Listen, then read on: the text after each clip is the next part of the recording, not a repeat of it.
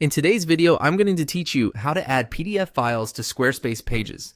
By the end, you'll have a clean, clickable button on your page that opens or downloads a PDF for your visitors. Start inside your Squarespace dashboard. From the main navigation, head into your website area so you can work on the site content. Then open the Pages panel.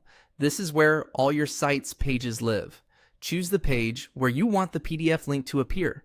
Maybe a resources page, a services page, or a landing page where a downloadable brochure makes sense. Open that page in the editor.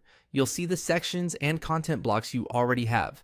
Move your cursor to the spot where you want the PDF link and add a new block. When the block picker appears, select the button block.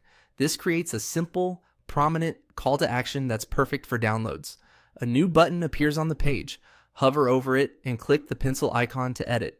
In the button settings, change the text to something clear and action-oriented, like Download PDF, View Menu, or Get the Guide.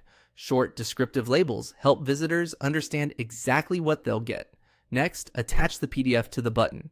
Choose the option to attach a link, then select URL. From there, switch to File. This tells Squarespace you want the button to point to a file hosted on your site, not an external web address. Click the Upload icon to add your PDF from your computer. Select the file you want and give it a moment to upload. Once the upload is complete, Squarespace automatically links that file to your button. If you already had a PDF in your file library, you could choose it here instead of uploading a new one. A quick tip: keep your PDF's file size reasonable so it loads fast, and use a clear file name because it can be visible to visitors when they download it. Also, make sure your PDF is finalized before uploading so you don't have to replace it later.